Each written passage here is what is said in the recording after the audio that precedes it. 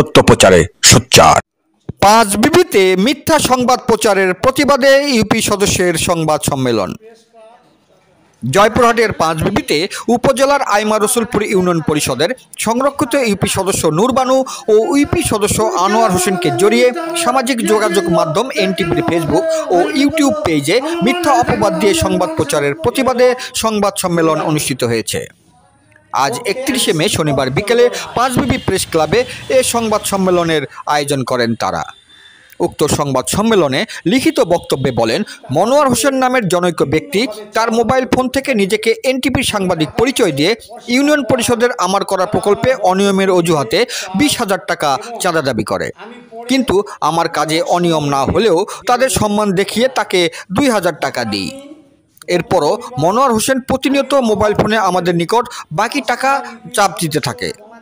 ঘটনার দিন গত রবিবার আমি ও আমার ইউনিয়নের 5 নম্বর ওয়ার্ডের ইউপি সদস্য মোহাম্মদ আনোয়ার হোসেন সহ পাঁচবিবি ইঞ্জিনিয়ার অফিসে প্রকল্পের বিল সংক্রান্ত কাজ শেষ করে রাত 8টার দিকে আমার বড় মেয়ের গুয়াহাটি সংলগ্ন বাসায় খেতে যায়। সে সময় মনোয়ার হোসেন তার সহযোগীকে নিয়ে আমার মেয়ের বাড়িতে যায় এবং আবারও সেখানে গিয়ে টাকা দাবি করে।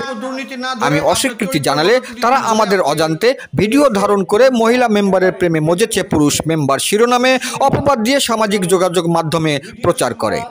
এতে আমাদের চরমভাবে মান সম্মান ক্ষুণ্ণ হয়েছে। আমরা এই মিথ্যা অপপ্রচারের তীব্র নিন্দা ও প্রতিবাদ জানাচ্ছি। এ বিষয়ে মনোয়ার হোসেনের নিকট জানতে চাইলে তিনি বলেন, তারা সংবাদ সম্মেলন করে যে অভিযোগ করেছে সেটি আমার বিরুদ্ধে একটি ষড়যন্ত্র। আমার কাছে অভিযোগ আছে তারা স্বামী স্ত্রী না হয়েও বাসা ভাড়া নিয়ে অবৈধ সম্পর্ক স্থাপন করে সময় কাটাচ্ছিল। আমি পাঁচবিবির TNT পাড়ায় সেই ভাড়া বাসায় গিয়ে দুজনকে পাই এবং আমি সেটাই প্রচার করেছি। আর টাকা নেওয়ার বিষয়টি সম্পূর্ণ মিথ্যা ও ভিত্তিহীন। জয়পুরহাট থেকে জেলা প্রতিনিধি মোহাম্মদ দবিরুল ইসলামের report, DD channel news desk. Monowar ভাই বলেছে যে শেড খারাপ হয়েছে, শেড তোমরা ইট দিয়ে আর সিমেন্ট কম দিয়েছেন, খোয়া দেননি, এটার জন্য আপনাদের হচ্ছে টাকা দিতে হবে। কয় টাকা দিতে হবে ভাই? আমি 1,000 টাকা দিচ্ছি, নিয়ে যান মিষ্টি খান। না 1,000 টাকা হবে না, আমরা দুইজন আইছি। 2,000 টাকা দিলাম। 2,000 টাকা নিয়ে যায়, পরের দিন আবার ফোন দেখাচ্ছে যে আরো 20,000 টাকা লাগবে, যদি 20,000 টাকা না দেও তাহলে তোমাদের নামে এক হয়ে যাবে। পরে আমি দেখবো যে টাকা যদি না দেয় তাহলে আমি তোমাদের ব্যাপারটা দেখবো, এইরকম বললো। বলার পর 3 দিনের মাথায় আমাদের মিটিং আছে ইঞ্জিনিয়ার অফিসে, মিটিং করে চলে এলাম। আসার পর হচ্ছে ঠিক 7:30 বাজলো পাঁচবিবিতে। আমি আমার মেয়েকে ফোন দিলাম যে ভাত রান্না বান্না করেছি, চা হয় মা আয় খাই যা। তা আমরা ওখানে গেলাম, যায় বসেছি। মনোয়ার ভাই আবার ফোন দিছে, ফোন দিয়ে বলতেছে যে টাকা আপা টাকা দিবা চাইছিলেন, দিলেন না। মনোয়ার সাংবাদিক। কিসের সাংবাদিক? এনটিভির সাংবাদিক। তাই বলে যে আমি এনটিভির সাংবাদিক, টাকা দিবা চাইছিলেন, তো টাকাটা দিবেন। তাই আমি বললাম যে আসেন আমার মেয়ের বাসা, টাকা দেওয়া না দেওয়া পরেকার কথা, ভাই আসেন। তো গেল সবাই, আমার মেয়ে আছে ওখানে, সবাই আছে, আরও লোকজন আছে, সবাই মিলে বসে ওই টাকা চালা আমি অনেক কিসের টাকা দিব এরকম অনেক তর্ক বিতর্ক ওর সাথে আমার মনোয়ার ভাই সাংবাদিক সাথে হলো। হওয়ার পর ওই আমাকে বলতেছে লাস্টে যে টাকা দিলেন না তাহলে তোমাদের দুইজনের নামে আমি ওই অপবাদ দিব মিথ্যা, এটা করে আমি মোবাইল ফোনে ছাড়ে দিব ফেসবুকে।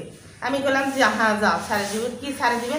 মনোয়ার ভাই সাংবাদিক যখন সব কিছু তো হয় না ভাই, এত মন খারাপ করলে হয় না, তো আমরা তো কাজ করেছি, বিলই পাইনি, কি ছাড়ে দিবেন, যাই দেন তো, এরকম আমি বলেছি।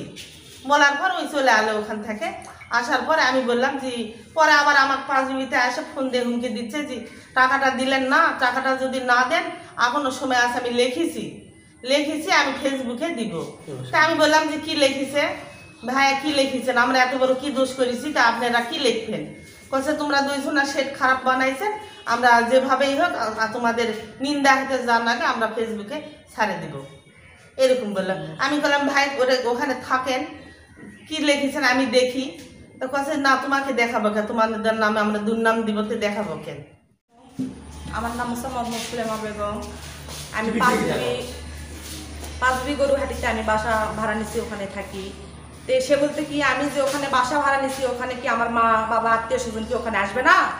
তাহলে ওখানে যে আমি বাসা ভাড়া নিচ্ছি, আমার মা ওখানে একটা প্রোগ্রাম করে থানায় একটা ইঞ্জিনিয়ার অফিসে একটা কাজ করে ওনাদের ক্ষুধা লাগছে, আমার ফোন দিয়ে বলছে যে তুমি রান্না করছো। তা আমি বললাম হ্যাঁ আমি রান্না করছি, তোমরা আসো। তাহলে আমার মা আর আমার মামা যে গেল, ওখানে আমি ছিলাম, আমার 2টা সন্তান ছিল, আরও আমার বাড়িওয়ালা ছিল, বাড়িওয়ালি ছিল।